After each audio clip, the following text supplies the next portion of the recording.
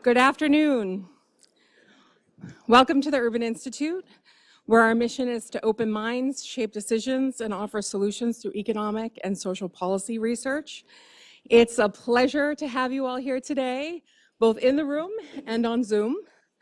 I'm Mary Cunningham, Senior Vice President for Research Management and Program Development here at Urban. This is a newish role for me. Previously, I served as the Vice President for Urban's Metropolitan Housing and Community Center. I'm a houser, so like all of you in the room, when I watched the State of the Union last week, I was excited to hear President Biden talk about the importance of addressing the housing crisis on a national scale. And I am thrilled to continue the conversation today. Before I introduce our esteemed guests, let me start with a little bit of housekeeping. This event is being recorded. The recording and relevant links will be posted online after the event. If you're joining us virtually, the live captions are turned on and you can adjust these on the bottom of your screen. If you're in the room, there's little QR codes on the table. You can use those to submit your questions. The virtual audience can type your questions into the Q&A box at any time.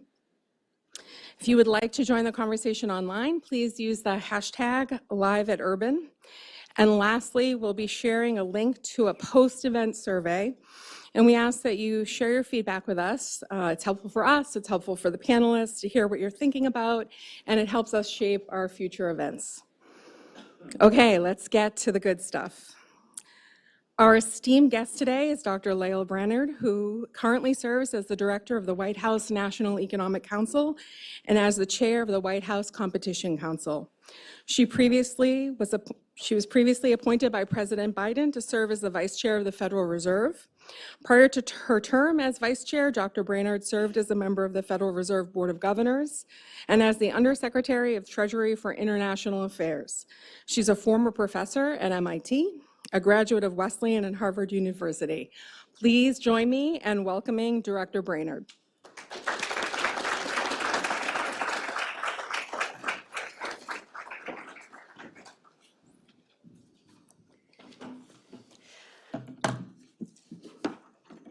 Well, thank you very much to Mary Cunningham for the kind introduction, and it is a pleasure to be here at Urban Institute, particularly because of the history here of being on the forefront of housing research for decades. During the State of the Union, President Biden proposed the boldest housing plan in a generation, a plan to unlock the housing market for first-time home buyers and homeowners seeking to trade up or downsize, to lower costs for renters, and to support the construction of 2 million additional affordable homes. The President's fiscal year 2025 budget included a historic $185 billion investment in housing, in mandatory funding, to give working families a fair shot while paying for it by asking the wealthy to pay their fair share. Too many American families today are facing high housing costs. So it's very important to understand how today's housing challenges came to pass. For much of the 4 decades preceding the Great Financial Crisis, housing construction was high, housing costs and wages grew at similar rates, and fewer families faced housing cost burdens that strained their budgets. But residential construction collapsed during the financial crisis, with completions falling from a peak of 2 million units in 2006 to just 585,000 in 2011. And housing construction never fully recovered in the decade after that. During those years, the most populous generation in American history was aging into the housing market.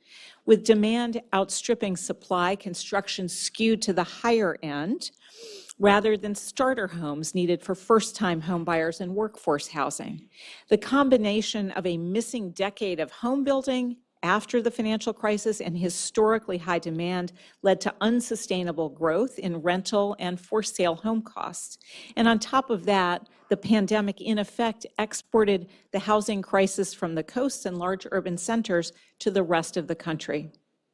we are beginning to dig ourselves out of the supply shortfall.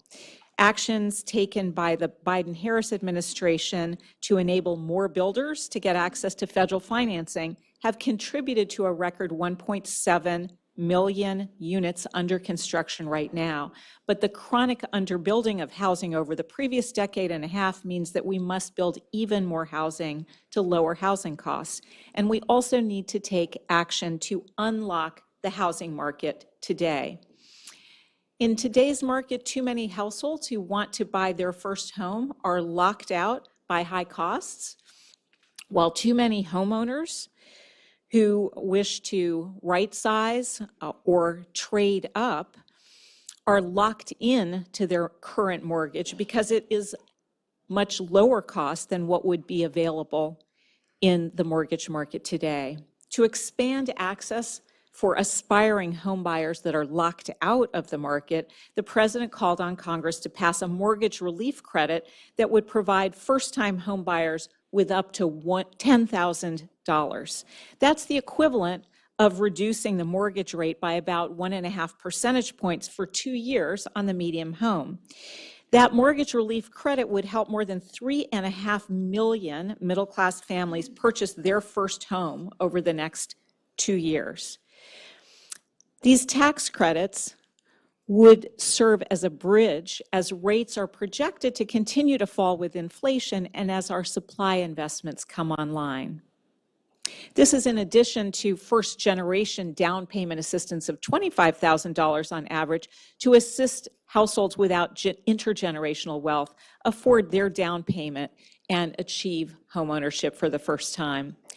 The President's proposal would couple the buyer's tax credit with a seller's tax credit to unlock the existing inventory of starter homes. Approximately 90% of homeowners with mortgages have a rate below 6%, prompting many of those homeowners who would like to move to stay put. To unlock starter home inventory and allow middle-class families to move up the housing ladder and empty nesters to right-size, the President is calling on Congress to provide a 1-year tax credit of up to $10,000 to middle-class families who sell their starter homes to another owner-occupant. The seller's mortgage relief credit is estimated to help nearly 3 million families and provide a much-needed boost to the lower end of the market where inventory has been limited and home price appreciation has been most acute. We're also taking administrative action to lower closing costs for new home purchases and for refinancing. The Federal Housing Finance Agency has approved a pilot program to save households an average of $750 by no longer requiring them to purchase lender's title insurance when they refinance their mortgage. Reducing closing costs on refinancing will enable more households to refinance as mortgage rates fall. In addition, the CFPB will pursue rulemaking guidance to increase competition on the closing costs imposed by lenders, which can add up to thousands of dollars on each transaction. We're also taking action to promote a fair and affordable rental market, including for the lowest income households. The administration has already secured rental assistance for over 100,000 additional low-income households through the Housing Choice Voucher Program. And the President's budget proposes expanding rental assistance to hundreds of thousands of additional households. The administration recently proposed to cap annual rent increases in low-income housing tax credit units to between 5% and 10% annually, which, if finalized, would prevent unmanageably large single-year rent increases for 2 million households. To improve fairness and competition in the rental market more broadly, the FTC proposed a rule banning misleading and hidden fees and is currently working to finalize that rule.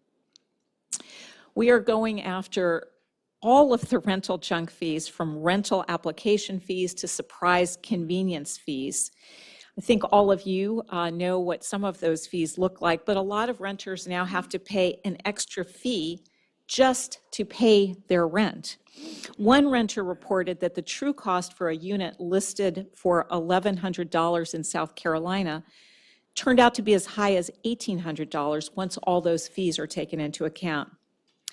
And in recent filings, the Department of Justice and the Federal Trade Commission have indicated that inflated rents caused by algorithmic use of sensitive non-public pricing and supply information could violate antitrust laws.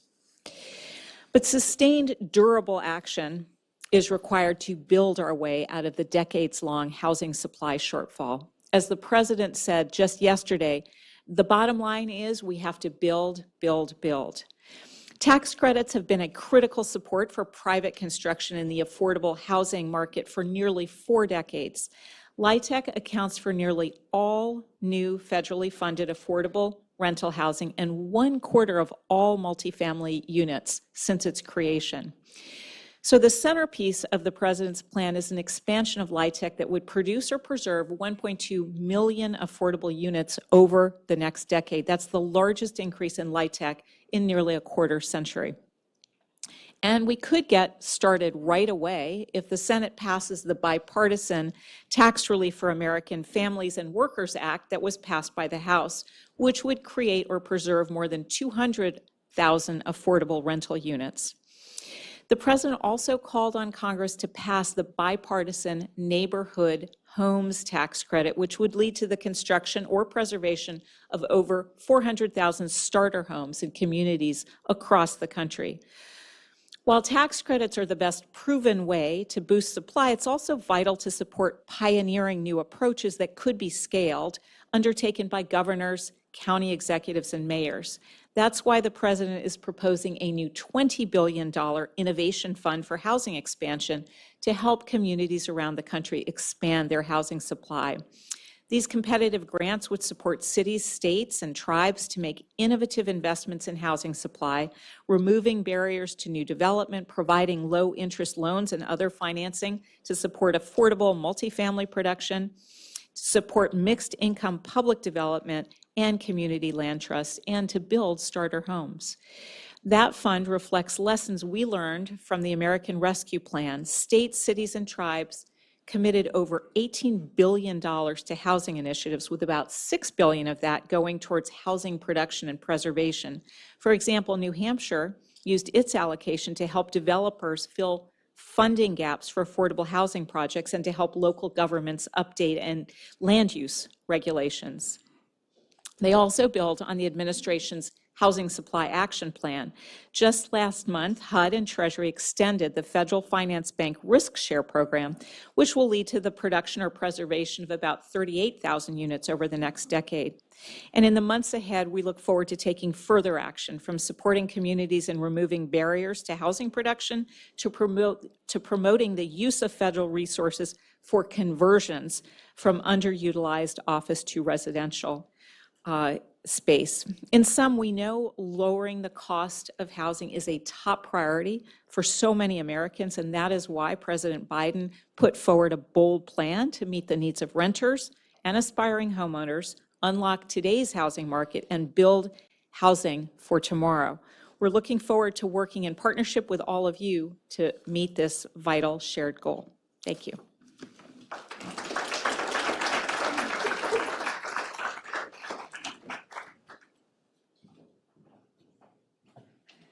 Director Brainard, thanks so much for being here at the Urban Institute with us. So let me start by, as you noted, we have a pretty strong economy. We are showing great signs of recovery, but we're still seeing a crisis in housing. Within the past year, we've seen a record increase in homelessness, the highest percentage of renters paying more than 1/3 of their incomes for rent, and home buying reaching near record lows. So can you tell us a little bit more about the administration and the proposal? Why do you think this collection of activities and policies really will be effective in responding to housing unaffordability on all fronts?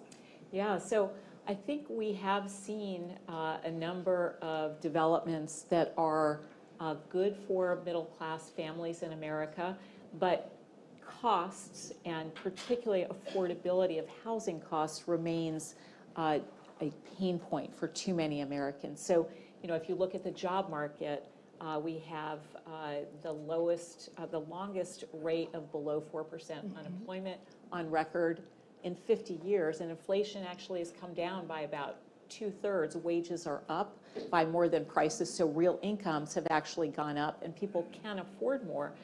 But housing costs have been extremely difficult for many households, and that's why the president put forward, I think this is a bold plan. As you noted, it had a lot of attention in the State of the Union because he hears from families all across the country that housing is that one area of affordability that continues to challenge them. And that is the reason for the scope of the plan. So yes, we need to build millions of additional units, and that's why a bold plan for 2 million additional units between the low-income housing tax credit and the neighborhood housing tax credits. But we also need to provide renters with assistance today. That is why we see the big expansion in the voucher program in his plan. We also need to unlock today's market, and we can't wait for mortgage rates to come down further. We need to provide relief to homeowners and home sellers today in order to get that inventory of starter homes on the market and give would-be home buyers that first chance at starting to build wealth and make some savings. Yeah. I was excited to see homeownership, preservation, construction, and also focus on renters in the administration's proposals. So we know the rent is too high. Tenants often face egregious and unfair rent hikes. The president announced something new, a strike force on unfair and illegal pricing. I wanted you to talk a little bit more about its charge and what tools they'll be using to put an end to price gouging in the market. Yeah, so I think the president has focused on lowering costs for American families as his top economic priority. The economy has improved a great deal, but costs have not come down in some areas. And in some cases, that is due to a lot of hidden fees that really add up for working families. I talked a little bit about junk fees for renters. There are so many hidden fees now that renters are surprised to find add up. They can increase the amount of their monthly payment. I mentioned earlier a renter whose monthly payment, the listed rent was $1,100, but the monthly payment was $1,800. And it ranges on things like just to be able to pay, whether it be in check, online, in person, now it all comes with a fee. And so those are things that the various independent agencies are really going after. The FTC has an overarching proposal on junk fees looking across the economy. But the FTC and the Department of Justice have also talked about how just because it's an algorithm, colluding on setting rents too high doesn't make it any less a violation of antitrust laws. So also looking for places that rents might be too high due to anti-competitive behavior.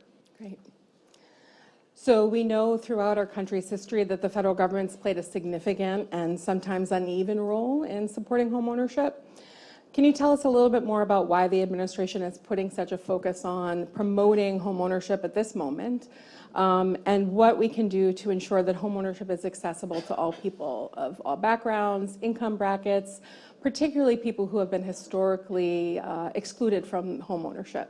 Yeah, so I think the president's very focused on how important expanding access to home ownership in a fair way is, partly for the reason that we discussed earlier, a decade and a half of underbuilding relative to the needs of a growing population of would-be homeowners.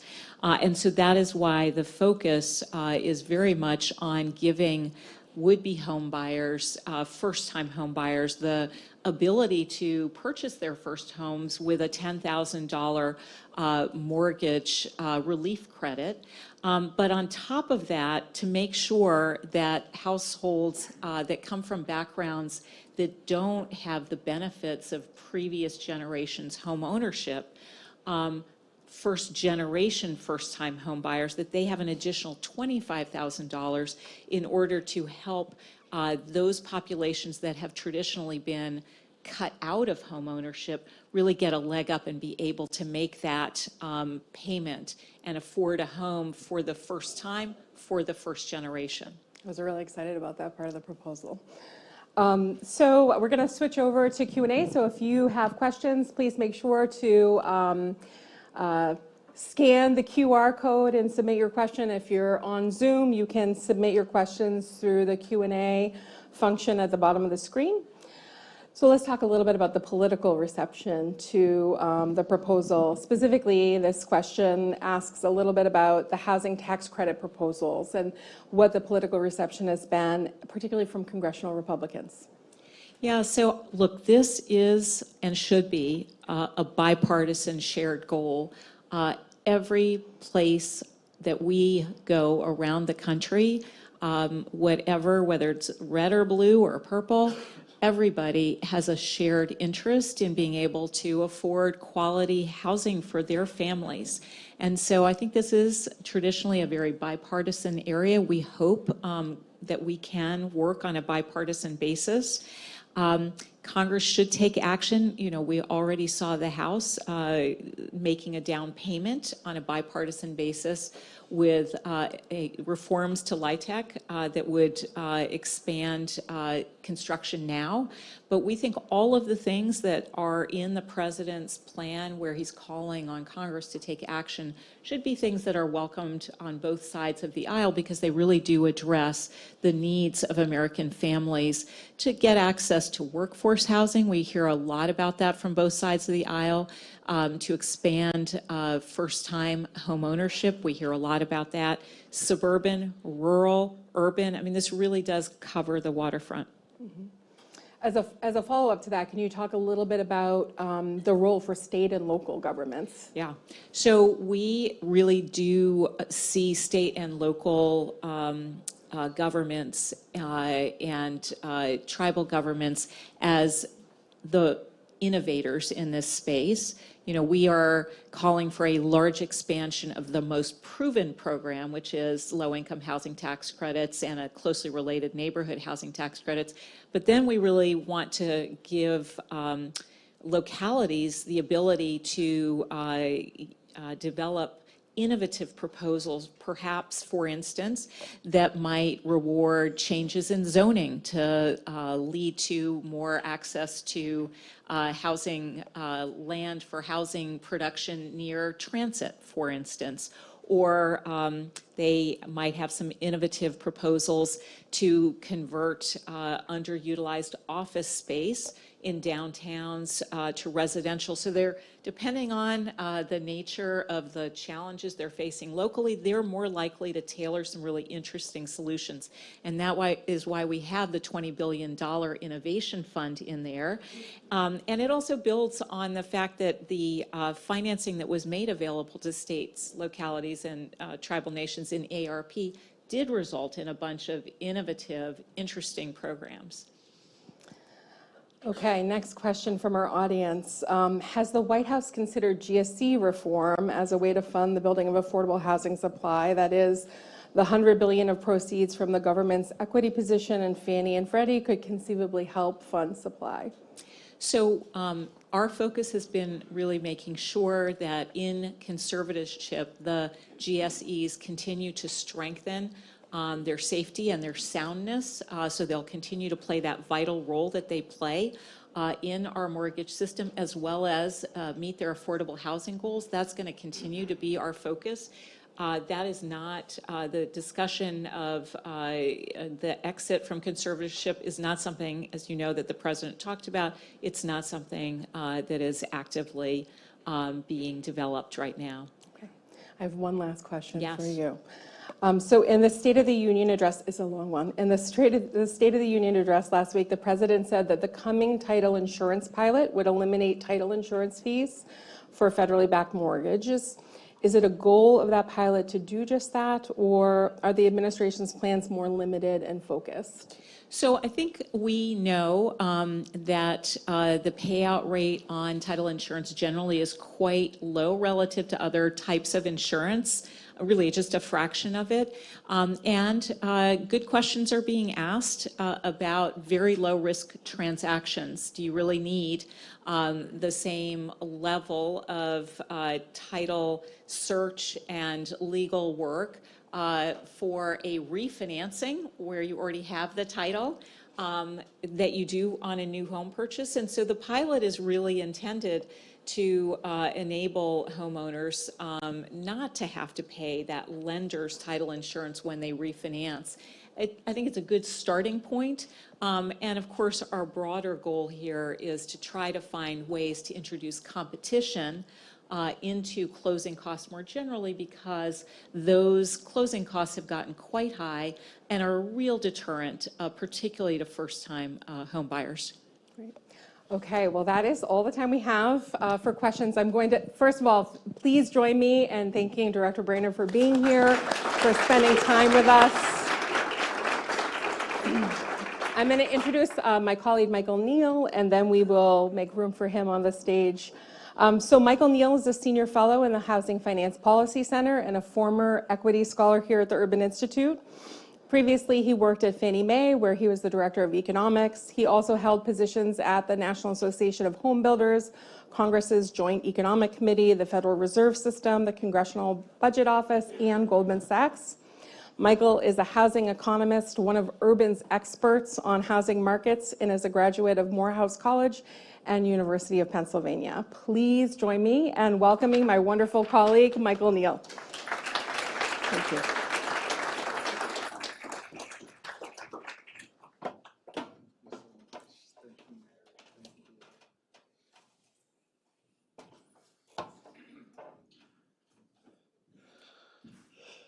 Good afternoon, everyone. Or maybe even for those online, good morning or good evening, depending on where you are. Welcome. Again, my name is Michael Neal. I am a researcher here at the Urban Institute in our Housing Finance Policy Center. Here to share, and I think my role is around sharing some of the quantitative evidence that suggests and that sizes the challenges posed by the current housing market. And so with that, I think there's a role here in between some of the very important conversation that just took place with the discussion that we will hear subsequent to me from some of our esteemed panelists. And this presentation is going to focus, certainly on different pieces of the housing market, but also discuss some of the distributional implications as well. Starting as a housing market analyst, I typically start with the rental market, and this figure illustrates that renter households are more likely to be cost burdened than homeowner households. We define cost burden here as a situation where your total housing costs are 30% or more of your household's income. And in fact, the majority of renters are considered cost burden, indicating that, in fact, the typical renter or the median renter is considered cost burdened. And this is particularly a challenge in part because renter households are also more likely to live in physically inadequate housing. Slightly more for renters that are cost burdened relative to renters that are not cost burdened, suggesting a layered set of challenges that some renters face in their housing market experience. But it also suggests the need, at least, for new product, for new construction. And certainly we've seen, on the left-hand side of this slide indicates that we have seen a recovery after a significant decline in the pace of construction across the rental side of the market. In fact, the pace of rental construction, at least across single-family and multifamily, has returned to the pace that prevailed 20 to 25 years ago. Although it does indicate that it hasn't yet made up for the loss that we saw in the aftermath of the housing bust. But while we have seen what we think is something like a recovery, at least in the pace of construction, the evidence also indicates that we have lost relatively more affordable rental units, while we have gained relatively less affordable rental units, suggesting that the ability to accumulate financial resources is a challenge among renter households. And at the same time, it also suggests that it's not just or simply about new construction, but strategies around rehabilitation, around preservation, are going to be critical as well. And so that takes us to the owner side of the market. And it's worth saying and pointing out here that in no way are my slides exhaustive of all of the dimensions of the challenges, but are meant to provide a flavor. And certainly, we tend to think that home ownership provides at least two financial benefits. In that greater financial stability as well as wealth accumulation. And certainly, homeowners are less likely to be cost burdened, while at the same time, they have built up, at least in aggregate, significant amounts of housing equity driven by the run-up in home values. And so it indicates that the increase in house prices in some ways has been beneficial for current homeowners. But it has been a challenge for those seeking to get into home ownership. And that rise in home prices is related to the general and broad decline in the lack of housing. In fact, we see on the left-hand side that total active listings have broadly come down. That black line has been declining, but at the same time, we've seen a compositional shift. That is, we've also seen a shrinkage in more affordable, lower priced inventory. That is the green and the gray spaces at the bottom, and a bit of an expansion in the more expensive and the higher price inventories. That is the blue space, example of the blue space at the top. And yet, unlike on the rental side, on the for sale side of the market, we have not yet seen a full recovery in the pace of construction. Whether that is single family or traditionally more affordable products such as multifamily for sale or manufactured housing. And so the run-up in house prices, the degree that it reflects the lack of supply, is certainly amplified by higher mortgage rates. Certainly, higher mortgage rates reflect the Fed's fight for price stability, as well as lingering concerns about the future of the economy. But at the same time, the balance of evidence suggests that it has kept some homeowners from putting their home onto the market as well. Thus, a second dimension by which it has implications for housing affordability. And in fact, what we've seen is that the pace of housing affordability has been slowing to the point that now we're seeing outright declines. And so I think that this is, on balance, a narrative around how can we increase supply, particularly affordable supply. Certainly, when we look over at the composition of the single-family house price, as estimated by our friends at the National Association of Home Builders, what we see is that generally financing as a piece of that has remained relatively stable over the last 20 years. But in fact, the increase has really been driven by a compositional shift related to total construction costs, from about half of the price of a single-family home in 2002 to somewhere between 60 to 61% of a single-family home house price in 2022. And so it's worth asking home builders, what are the challenges that you face? And certainly at the top, there were concerns around the cyclical experiences reflected in higher interest rates and in faster inflation. But in 2024, concerns about these issues have come down a bit, and we have seen increases around the cost and availability of lots, around fees, around regulatory costs, as well as the potential for delay among potential home buyers. And that highlights another channel by which interest rates can actually affect supply. That is the degree to which higher interest rates, higher house prices reduce affordability, lower demand. We may see builders reduce the amount of building that they actually engage in. But it's worth also pointing out and omit an area that's not listed here, and that's around zoning. And so I think that it is worth an important conversation around the role of zoning and its implications for the challenges posed by the housing market.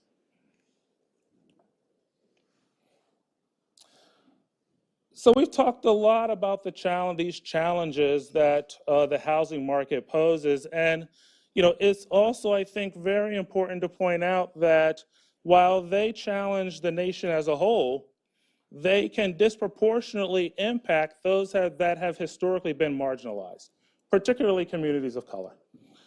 And we see that for communities of color, they're often more likely to experience homelessness, they are more likely to be renters, and they are less likely to be homeowners. And part of that does reflect the greater likelihood that they're denied a mortgage. And the reason why I end here is because the degree to which being denied a mortgage reflects the lack of credit, the lack of capacity, those are often rooted in structural racism.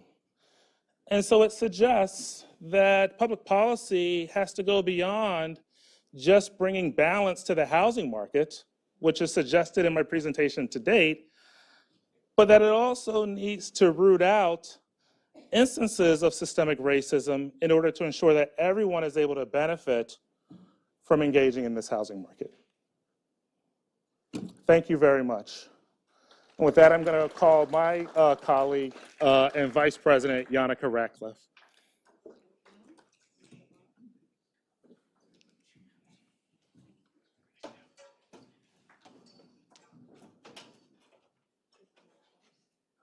I think we're waiting for a couple chairs while our panel makes its way up.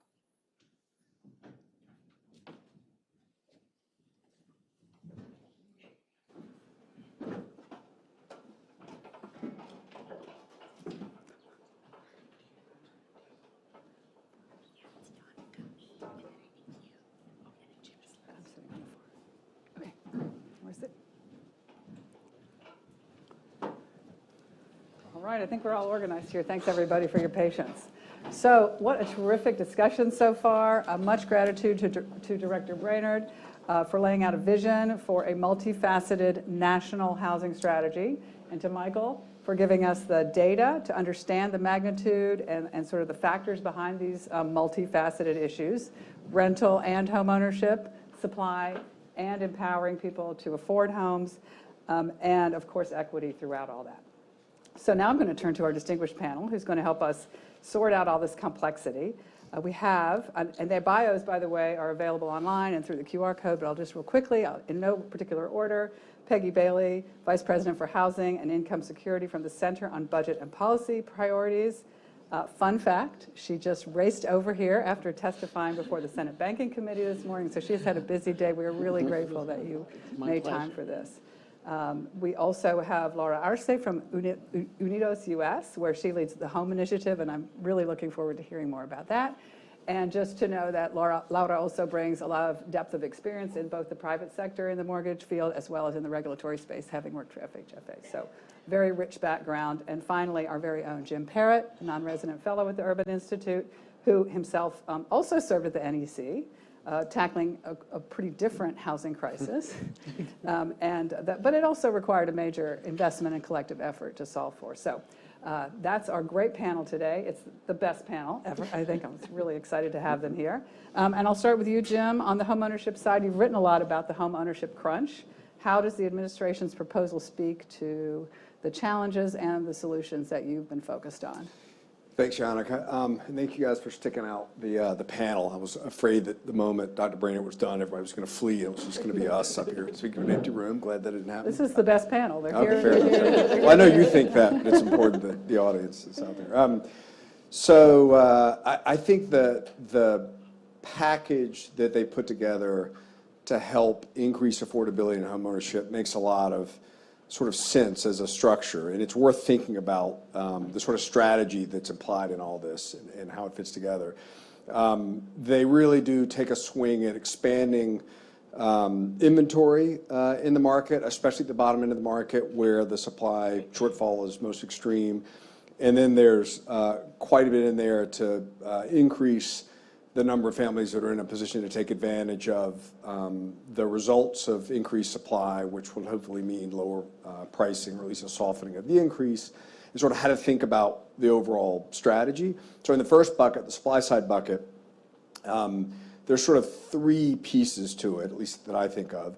The first is the $20 billion innovation fund, which is intended to help states, cities, communities overcome local barriers to entry-level housing. As a lot of you guys know in the room, the supply shortage is really a highly localized problem, often zoning driven and so forth. So pushing a lot of money out to local decision makers is a smart way to go.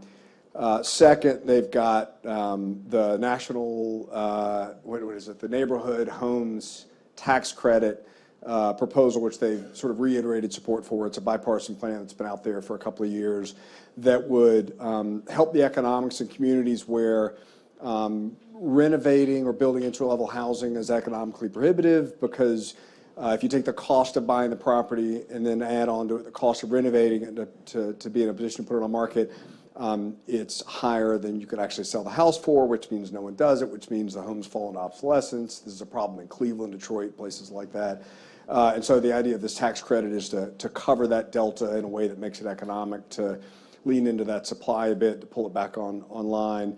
And then the third piece, which didn't get as much coverage as it probably should, they've supported doubling the Federal Home Loan Bank contribution to affordability, much of which goes towards supply. So those three things together, if they were implemented in their totality in an aggressive way, would really soften the upward trajectory of home prices, and in some places really begin to bring prices down. And they supplement all that with the tax credits you mentioned for those that want to effectively trade up. So in a normal market, you've got a lot of young families often that get too big for their entry-level house and would sell that house to move up, and that then leads to a lot of extra supply at the bottom of the market.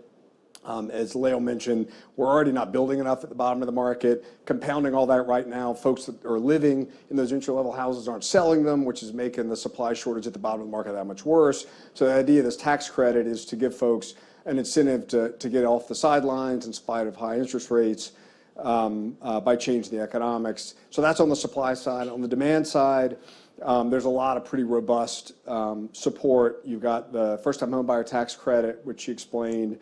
And you got down payment assistance for first-generation home buyers, those that don't have their family's housing wealth to lean on to overcome what for many is a big hurdle in down payment assistance. So like that as a package makes a lot of sense. If there's an area to rethink a little bit, a weakness as it were, it's probably in the relative weights of the pieces of the package. They probably lean a little harder than maybe they needed to on the demand side, probably not quite as hard as they should have on the supply side, given that the nature of the problem right now is really a supply shortage, not a demand problem. But that's a bit of a quibble. The way to think about the proposal in total is it's a legislative proposal. So it's the relevance of it is sort of twofold. One, they're elevating this as an issue that we'll hear them talk about ad nauseum for the next 8 months, which never happens in housing, which is really important. And they offer really an opening bid for how to think about what a solution should look like. So if Congress were to take them up on it and come to the table to actually negotiate over what solutions should look like, then we all get a chance to weigh in on what the relative weights of these subsidies and supports would look like. So big picture, them leaning in on this, having the President of the United States lean in on it, and leaning in on it as a housing affordability issue is a really big deal. Thanks, Jim. Thanks for unpacking that for us. And then, Peggy, I could have imagined you have a parallel view on the rental side of the proposal. I would love to hear kind of how the proposal speaks to the challenges and the potential solutions of the people you are most focused on in your work. Sure. So the folks, when we're talking about the rental side, we really have to, it's a mixed bag, right? One of the biggest challenges is that in order to truly address the affordability crisis from a renter standpoint, we need a lot of money. People's incomes just aren't at a level for them to be able to only use 30% of their income for their rent. And that's just an expensive problem. So the administration's proposal tries to at least handle that by spreading out the ideas across all of the needs. There is a proposal for increased vouchers. Those are targeted mostly to youth leaving foster care, which the fact that we're not ending homelessness for youth leaving foster care is ridiculous. They're in our care. We know who they are. We know when they're going to age out. How hard is it to give them rental assistance? So that is a critical proposal. And then the other one is to target resources to extremely low-income veterans. And that is critically important. Veterans experience homelessness, but are also have high housing instability. And right now, the tool that we have is the Veterans Affairs Supportive Housing Program, but that's really for a small subset of veterans. So that's for veterans who have been unhoused for many years, may have a disability, and need high intensive level of housing and services supports to stay off of the street. But there are veterans who simply have incomes that are too low to be able to only contribute 30% of their income on rent and need some extra assistance, and that would prevent veterans' homelessness moving forward. So those proposals are critical, but it leaves out a lot of people. And one of the critiques, I would say, of that proposal is that we really are highlighting populations that are particularly sympathetic. And we've got to just be honest that there are folks that have low incomes and need some help, and start to invest in rental assistance, not by these sympathetic populations, but by the people who have the most need across the board, and starting with people with the lowest incomes. That will help us also close a lot of the racial gap when it comes to overrepresentation of people of color in the homelessness system, because by doing it by income, we'll be able to address those folks that are worst off. The other things that the proposal does, as Lael mentioned, is help renters and try to add renter protections as well, which is critically important. There are multifamily supply proposals in the budget, but as Jim said, all of those proposals will require congressional action, and so the likelihood of them actually happening, particularly this year, are slim. And so when you get to the discretionary side of the budget, which is where a lot of the juice is in the rental space, it's much more constraining. There is a proposal for additional vouchers, but on the other hand, we have concerns about being able to pay for renewing the current vouchers that are out in the world right now. And there's cuts to the community development block grant. There's issues with home funding. So it's a mixed bag when it comes to the rental space. We're really excited about the proposals, the big proposals that I mentioned, but we know that it's not enough. You know, something that struck me while both of you were talking was that we're not only trying to sort of balance all these factors, another one that seems to be in balance here is now versus later. Like, we can start building houses, but it takes a long time to get that. So and rates are going to come down, presumably, but it takes a while to get there. So in the meantime, we've got to have some more short-term solutions on the demand side, on the relief side, and also on freeing up current inventory. So I think that really... Well, one of the things I think it's important, though, is to break out of the construct of demand and supply when it comes to rental assistance, right? For folks with the lowest incomes, we're not building housing for zero to little rent costs. So they need rental assistance as a part of the supply solution for those renters. I strongly believe this. And so I think that is a critical piece of the puzzle to think about how we think about housing more collectively. The other way that we get into a box around supply is we characterize the whole affordable housing crisis as a supply issue when there are many, and we treat it like it's a homelessness issue. Like, we've got to build units for everybody who's struggling to afford a place to live. And that's not necessarily the case. People have a place to live. They probably like that place. If we could give them rental assistance to bring down their housing cost to only 30% of their rent, then they would be able to afford to stay in that place, and we wouldn't necessarily have to build new units. I'm really worried about us thinking that the market is going to address the housing crisis, because we just aren't going to build housing at the level that a lot of people can afford. Thank you. So Laura, to you. We've had some really good technical discussion about some specific aspects here. I'd love to hear how, you know, from the standpoint of how does it land on people in communities? How does this speak to the experiences that they're having, specifically those that you work with, but also more broadly? Yeah, thank you. Thank you so much for inviting me to be part of this all-star panel. So Unidos US, we are a civil rights organization, and the reason that I'm here talking about housing is that we see housing, and especially homeownership, as a civil rights issue. So maybe to give a little bit of context for how communities of color, in particular the Latino community, is experiencing our current economy, I'll share with you some findings from a recent poll that Unidos US published with our partner organization, Mi Familia Vota. So we recently conducted the largest poll of the Hispanic electorate this election cycle, and we found that the #1 issue of Latino voters is the rising cost of living. And when we kind of probe a little further and ask respondents, what do they mean by that? 3/4 said specifically it's about housing. Housing costs is what's driving their concerns with the economy today.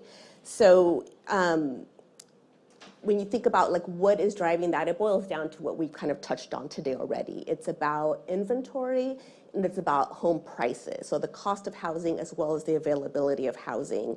And I would note that this inventory and affordability challenge are particularly acute in a lot of high-cost states where the Latino population is concentrated. So think about states like California, Florida, and New York. So our community is really facing this very acutely, the shortage of housing and the affordability of housing. So when we heard about the proposals last week, leading up to the State of the Union address, we're really heartened by what the Biden-Harris administration are proposing for a couple of reasons. One, to underscore Jim's point, is that I was just thrilled to see that this is now a topic of debate. In this presidential election cycle, we need to be talking about housing, and the fact that now the Biden-Harris administration have put forward their policy agenda for housing and what they see begins the conversation. And I'm hoping that it begins to have a little more dialogue about what are the solutions, what can be achieved, what can be done. Our policymakers need to be talking about this because this is what matters to the electorate right now, is addressing our housing crisis. The second reason is that the proposals, while there's always room for improvement and we kind of pick apart what's better, what's more important, it is addressing both sides of the equation, both on the supply and the demand challenges, so both affordability and the inventory side. So I'll say, at Unidos, we've long been proponents of the first-gen down payment assistance program for communities that historically have been locked out of homeownership and don't, and have historically had lower incomes and wages. having that first-gen down payment program is really an important way to unlock access to credit for entering into homeownership. So that's a really, important component. So we're really happy with the proposals in that regard. Thank you. Thank you. I wanted to come back, Peggy, you sort of mentioned this one sort of set of tensions within the rental space, but I also think sometimes these bold proposals, expensive proposals kind of open up this ownership versus rental, tension as well. And I'm wondering, is that something that we need to be worried about? Do you see a way to navigate that? I do see a way to navigate that. I do think we need to be worried about that, because we've got to come together as a housing community, or we're not going to get a lot of the things that we need. That is one of the fact that home ownership and rental and even homelessness are seen as three separate sectors is ridiculous. It all plays together. If we don't have affordable home ownership opportunities, people, which is happening now, stay in the rental market longer than we would want them to, and they can generally pay more, which is a cost driver. We need with the rental assistance and even within rental assistance, me on the rental assistance part of the world and the developer part of the world are also seen as different systems, and those need to come together. I was a part of a meeting not too long ago, just last year, where where they were talking about workforce housing and they talked about the people at the high end of the rental market taking supply from the middle, and they talked about voucher holders taking supply away from folks in the middle. And we were like, but first of all, I can't believe how offensive that is. Second of all, we have to understand that when we're building affordable housing, that's the housing that a voucher holder can afford. Or whatever new rental assistance program we come up with, that's what they can afford. So when we're building affordable housing, that's how we need to be thinking about it in unity. And then in ending homelessness, rental assistance is the fastest way to help someone get access to a home. So rental assistance then comes into a play when we're talking about the right ways to end homelessness, along with, of course, wraparound services for that population. So it is critical that we not see the world as a scarce pie that we have to fight with each other in order to get resources. We live in the richest country in the world. We have to open up to an abundance mindset in order to truly solve the problems that we're talking about in the housing crisis and many other crises that we have. Yeah. May I plus one on that? I agree completely. I think, our housing market in this country, it's a continuum. And for it to work well, we need the full spectrum of all the different types of tenure. And I was recently talking with one of our affiliates based in San Diego, and they're a nonprofit housing developer. They build both affordable rental as well as affordable entry-level home ownership. And they talked about historically, they'd get folks in their affordable rental, and then over time, they'd have that stability in their housing payment. They would, save up some money and be able to then buy a house, and that opens up a unit for the next person coming through. Right now in San Diego, homeownership is so unaffordable. People aren't leaving their affordable rental unit, even though they have savings and they want to buy, and that's creating this, bottleneck of folks who want to come up next to be able to enter into that unit.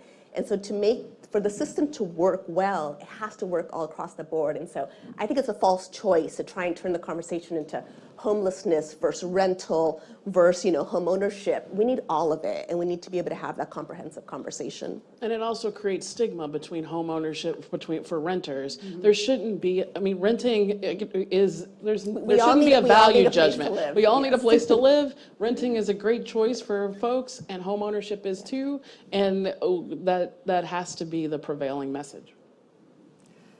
That's great. As you can see, we have the experts here, so this is your chance. I have a few more questions to go, but there will be a Q&A. So again, using the QR code or sending your questions online, and they will be curated, and I'll maybe ask some of them eventually. But I know we've already touched on sort of some of the machinations of where this goes next, like how does this become a real thing? Like what ultimately do you see might be some of the impact and the path for that? And maybe, Jim, I'll throw it to you first, because Yeah, so some of the stuff they've announced is within their control to do. They mentioned closing costs. They're pushing several agencies to dig in a bit on how they can reduce closing costs. There's a pilot, as Lael mentioned, around title insurance. So it feels like that's gonna, some version of dealing with closing costs, especially title insurance, at least in that narrow way, is going to happen over the calendar year. I think big picture, the rest being legislative, what matters there is they've sort of thrown down the gauntlet, I think, and made housing affordability a priority that's high enough that we're going to hear about it a lot from them over the next year, which seems sort of obvious to people in this room because we all care about housing, which is why you're here. But it just hasn't happened that often in the last 15, 20 years. The last time it happened is because the housing market collapsed on our heads and brought the economy to its knees. And so when I was thinking back to previous states of the union, some of which I was involved with, none of them, at least in the last couple of decades, have given housing anywhere near this kind of platform as the one we've just had. And the reason why that matters is now that it's in the State of the Union, it now makes its way into their public outreach sort of talking points and efforts. It makes its way into Biden's sort of regular stump speech. It makes its way into their validators' stump speeches. So we're going to hear this now repeatedly for 9 months about why affordability is a problem, what they plan to do about it. So to me, the biggest takeaway from all this is it's now going to be part of the conversation in a way it hasn't been almost in my lifetime, which matters a lot because even if in the current Congress they're not functional enough to turn the lights on, much less pass something like housing, it does set the stage for the next time Congress is functional enough to do more than turn the lights on. This is more likely than not to be part of the conversation on what they're going to focus on, because historically, the kinds of things that you need to do to actually solve the sets of problems we're talking about here, as Lael mentioned, there's a bit of a bipartisan opening there. I mean, a lot of it is tax side, a lot of it's about tax relief. That's something that often brings Republicans to the table because you're marshaling, private capital to solve problems. So there's an opening here that feels a little bipartisan in nature, that feels like as long as this administration keeps elevating it, there's such a chance that we may see movement. And I think about, say, next year, for instance, the Trump tax cuts are going to expire. There's going to be an enormous push to renegotiate a lot of that because both sides of the aisle are going to have an interest in thinking about how those numbers add up.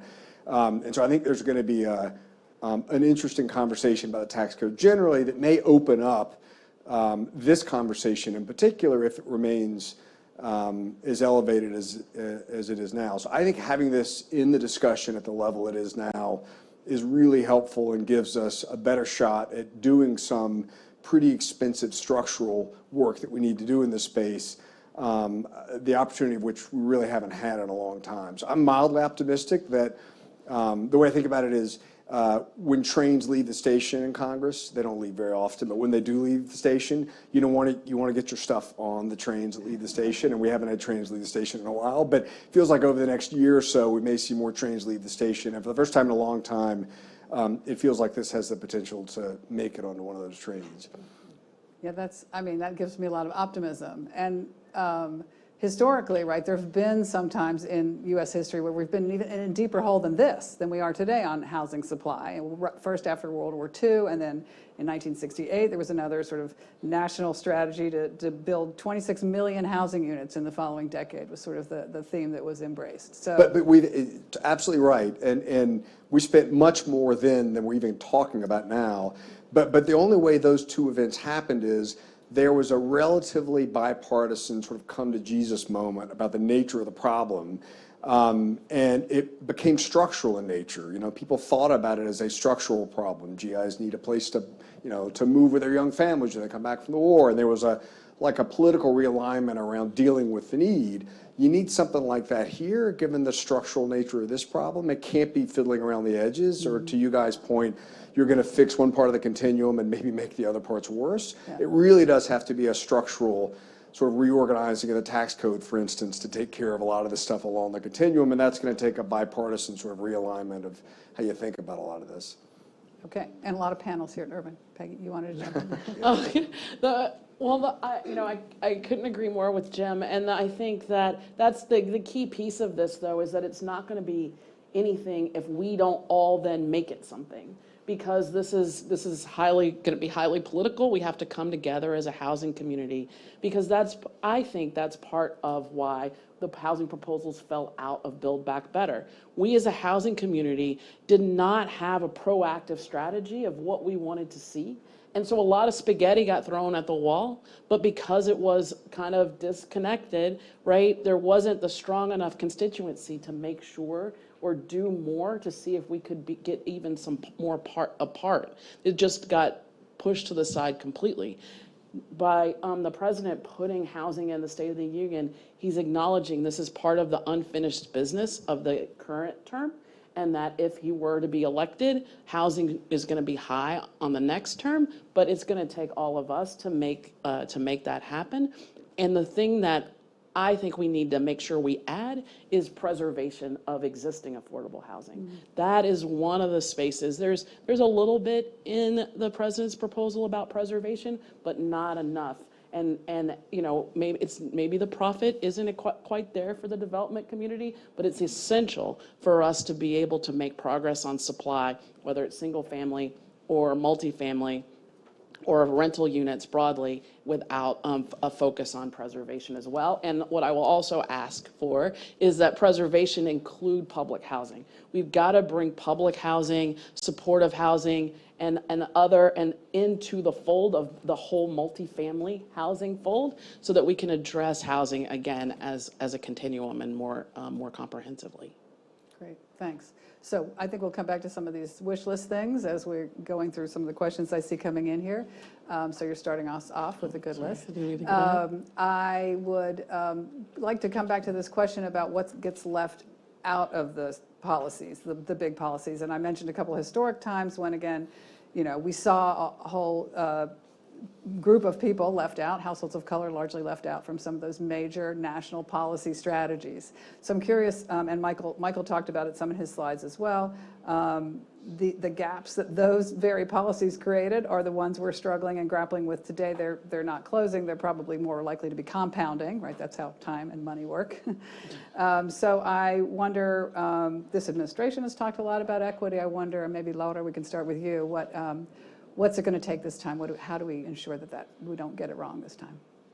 Yes, so I think one thing that I would very much like to see front and center of all of the supply ideas, particularly if we are truly committed to an equitable approach to, you know, homeownership and rental and equitable housing system, is looking at the community-based developers. I think at the end of the day, who does the building matters. I think we see what happens when it's, you know, based purely on market forces and the private sector and profit-driven companies versus community-based developers who are doing the harder deals, to be honest, whether it's doing the preservation, you know, affordable units, the infill urban development, the, you know, remote rural building, being a little more creative, having to layer subsidy and different types of financing.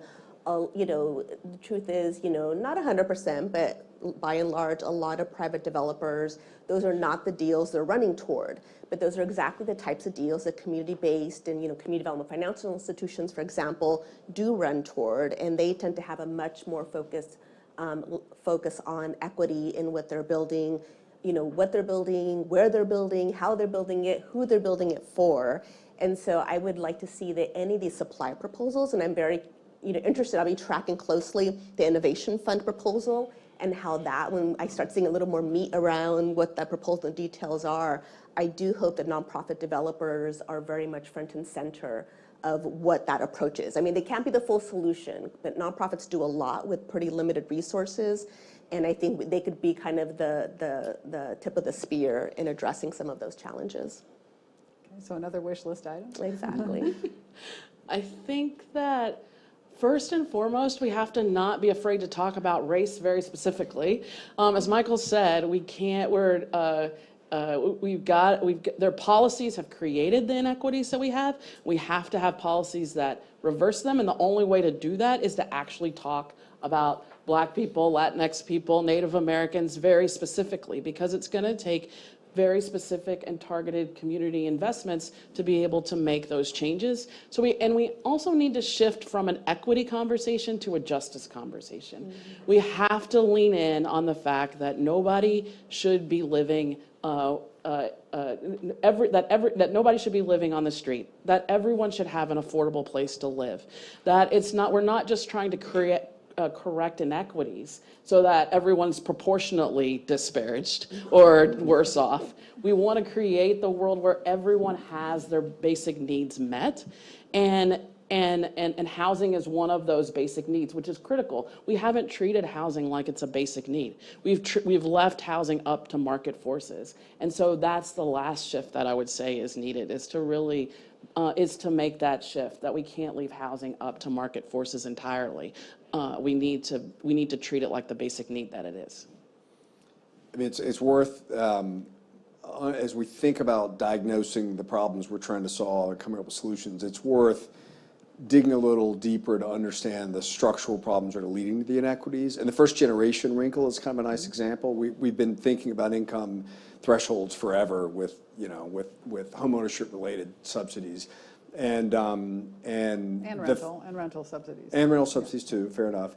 And the fact that we've sort of turned a corner a little bit recently and begun to think about, especially the homeownership subsidies in terms of first generation, it acknowledges that familial wealth, transgenerational wealth, is, while it's a great thing to have if you got it, if you don't have it, it becomes a headwind that creates divergences in the different groups' abilities to take advantage of homeownership. And so understanding that, and so taking a more sophisticated approach to allocating subsidies so that you're helping, among other things, close the equity gap. I think things like that are going to help, having a deeper understanding of what's driving the problems, and then developing policy solutions that are nuanced enough to help make up the difference, I think will help a lot. And can I talk about the renter side of that income piece? That is a key piece for renters as well. But the way that we've handled it in the past or now is that we think that people need to be educated more or train their way out of poverty, and that it's a problem with them, instead of recognizing that their income is not high enough for them to be able to afford a place to live. And so rather than blaming them for the situation that they're in, we need to just help them supplement their income. Turning that corner and being able to talk about it like that also makes it not sound like it's a one-off thing where we just need to help you be able to afford a place to live, and then no one else is going to need that assistance after. It needs to be we need to create the narrative so that people understand that rental assistance need is a constant. The person may not constantly need it, but people are going to need it. There's always going to be that grocery store worker who works full-time, who only makes $30,000 a year, who can't afford the lowest level of rent and needs some help to do that. Certainly when it comes to the solutions for housing affordability that exist within the housing space. Yeah, Right. That's the reality we have to face into. Okay, I'm now going to turn to audience questions, unless you're good? Okay. Yes. And I also want to thank my colleague Lori Goodman, who is curating these questions remotely. She's here with us online. So this is a three-part question I'm kind of going to throw at you, and we'll go down the line. We have plenty of time because I think, this question could capture a lot. So it kind of gets to what we were talking about, the wish list. Parts of the administration's plan, you don't like or you think needs work. Things that you wish had been part of it, things that were left off. And we've already heard some things about preservation, and Jim's been talking about supply, but I think where we could elaborate a bit would be really helpful to the audience, given your deep expertise. So who wants to go first? I can start. So Mark Zaney and I wrote a piece on the homeownership piece of this puzzle a while back, and leaned a little more heavily into supply than they have. Well, anyway, a little more than they have. And one of the things that we recommended that would get at the deepest part of the supply problem a little more directly, that's at least worth having the discussion if trains start to leave the station again at some point, is some sort of tax credit relief for those that build entry-level housing. And there are a bunch of different ways you can quantify that, limit it. Homes sold at below area median home price, homes sold to first-time home buyers at, blah, blah, blah. You can add the filters to target what you want. But a more direct tax subsidy for those that are actually creating the supply we need, I think would be a nice addition to the other pretty bold tax credits they've thrown into the mix. The other thing that we suggested on the demand side was a 529 kind of plan for down payment assistance, and in order to make it more equitable, we'd target most of the subsidy at first generation home buyers, and so we'd do a match of the savings they put in the 529 if you're first generation home buyer, so that the subsidy goes to those that need it most. Were two other ideas worth throwing in the mix, I think. I like that. That also gets to some of that temporal. Yes, we try to plug a current hole with the current supply and current buying power, and then you're thinking, but beyond that, we still have to dig out of the hole that Michael showed us from the lack of Yeah, new part of the challenge with all this stuff, and I hate to do the supply demand thing since we've thrown that whole delineation under the bus, but that part of the challenge with almost all supply and demand packages are the supply subsidies take 3 years to do anything, or 2 years, and the demand subsidies hit the market tomorrow. And so if you've already got a supply-demand imbalance, and you're juicing demand on the front end, and you're getting your supply juice in a couple of years, there's a challenge. So one of the reasons why we push the 529 idea is you're incentivizing savings, you're helping support savings, and it doesn't actually hit demand, doesn't turn into demand for another couple of years, by which time the supply juices sort of hit the system. So you do have a timing problem and all that. I just would lean in again on the preservation point. And what I didn't say before is it's not just about preserving the affordable units that exist. It's about helping the people that are living in these deteriorating units today. It is just shameful where people are having to live that the government has already paid for, but we just didn't do a very good job of maintaining those properties, and that's a missing piece. I think that this the whole preservation conversation. It needs more juice to it. What does that look like, Peggy? Does it mean, renovating a bunch of housing that's fallen into repair? What are you really talking about where the help could be leverage the most benefit? Well, I think it's all of the above. There's, in the public housing space, being able to really keep ratcheting up the rental assistance demonstration program that's been shown to be able to renovate public housing. We've got to do better around tenant protections. We have to be honest with them that this is going to upset their lives and that it's our fault. But this is what's needed in order to be able to renovate the properties and make them livable because of the disinvestment that we've made. It also includes being honest where we can't repair, but having replacement of unit strategies. Mm-hmm. And one of the things that I learned in the time that I was at HUD is how many actually HUD subsidized type properties there are. I just didn't understand the depth of there are just a wide array of HUD subsidized buildings that have different makeups and different financing structures, but that we've left to the side and not properly provided the resources to put them in. And we've got to figure out ways to finance these projects, whether it's with vouchers or some other rental assistance or operating subsidy that is going to be inflationary so that people can properly operate and maintain properties in the future. So I like the wish list items I've heard so far. I already noted earlier about, emphasizing or focusing on nonprofit developers. A couple others that I would throw out, first is thinking about what incentives could the federal government provide to local governments to do more of what we're seeing in a lot of states around zoning reform and just being a little friendlier to higher density development. I think potentially, there's some carrots that some of the federal programs could offer to incent local governments to look more at sort of their current, laws on the books right now around zoning and regulations. Another that I was thinking about as Jim was talking around that issue of the timing, on the supply versus demand side is, and maybe the Innovation Fund can get us there, but thinking about modular construction. We have several affiliates who are doing modular building, and from the reports I've heard is the cost differential between kind of traditional site built and modular building, the cost isn't quite that different yet. Maybe it'll get there over time. But what is a lot better is the speed, and they can get housing on the ground much quicker using modular construction. So I throw that out there about thinking about innovative building techniques. And then the last item I mentioned is more on the credit side, and then just really, if again, going back to the equity lens, thinking about being really specific about, are we serving the full market today? And I'm thinking, specifically around folks with limited English proficiency, multi-generational households who are seeking to buy a home together, self-employed workers, ITIN holders, and so being really thoughtful about, are we fully, do we have products, and are we underwriting and using the right credit lens for each of those populations?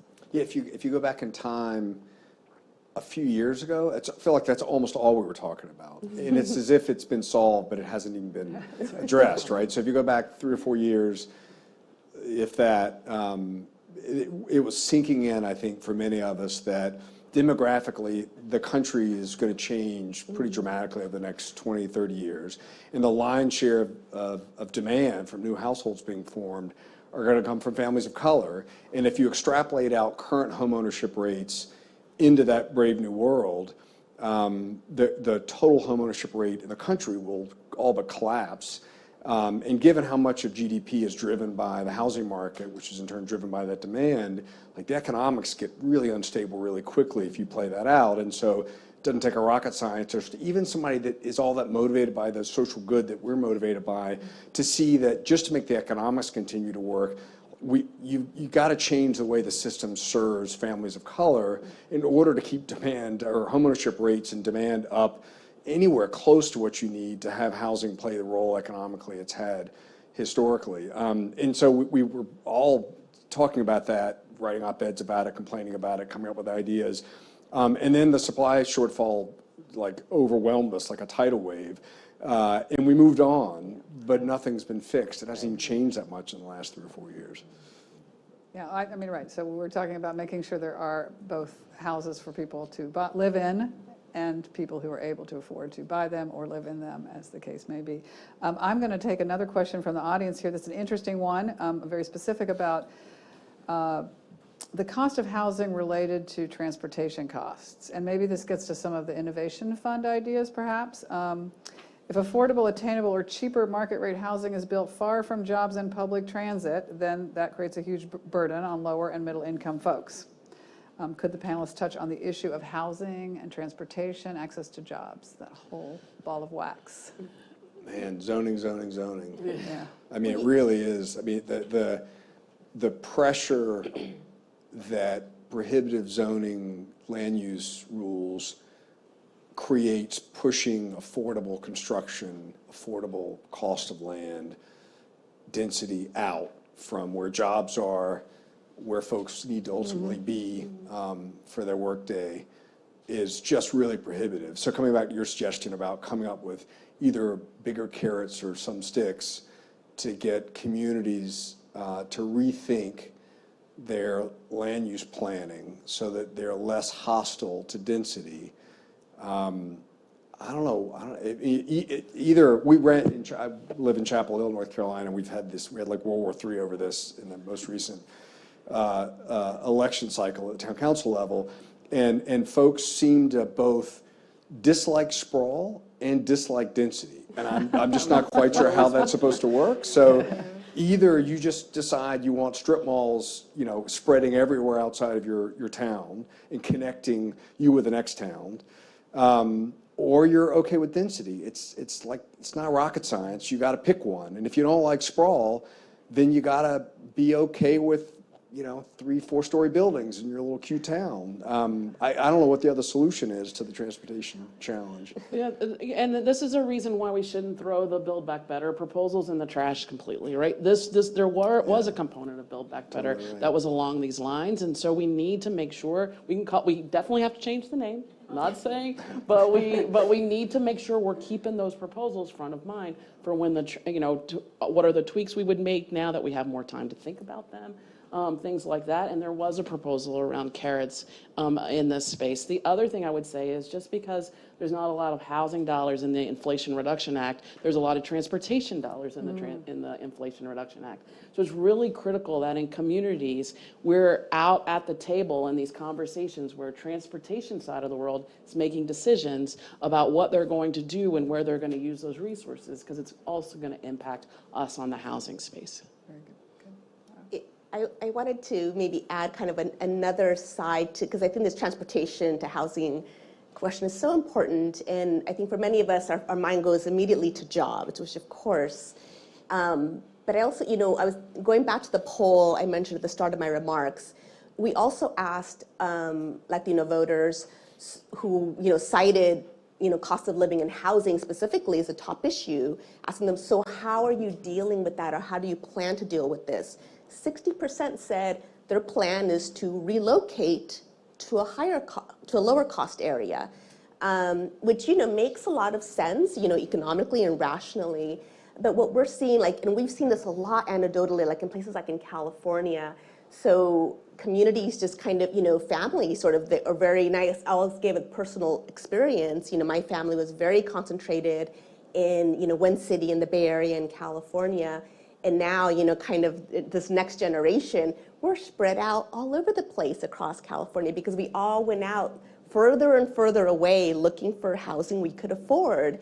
And we no longer have that every Sunday at our grandmother's house like we used to, And so it's not just about jobs, it's about communities, it's about family connections. And so I think that connection transportation is really, really important. And in terms of a solution, I'll add that, in a lot of places, a lot of the job growth has been these warehouses, these distribution centers, and they're being built kind of in the middle of nowhere. And people are having to drive really far to those jobs.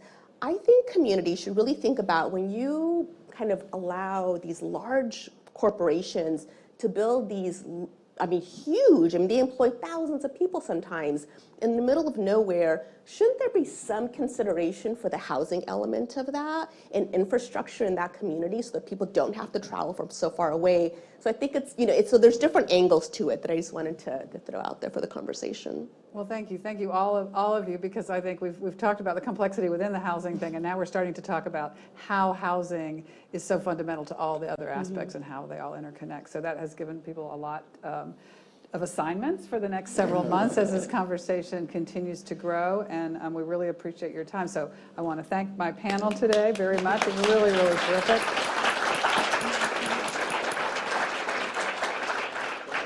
I also want to thank all of our speakers and the teams that support them today, and the folks behind the scenes, our amazing events team and the urban volunteers and Aaron Coons, who all are busy making us look good. So thank you very much for that. And the folks whose work has contributed to furthering our understanding and driving evidence-based policy. And then I want to thank our wonderful audience in the room today and online. Here's a reminder that the event was recorded, so it'll soon be on our website. We encourage you to share it around and come back for more events at Urban in the future. And enjoy the rest of your day. Thank you.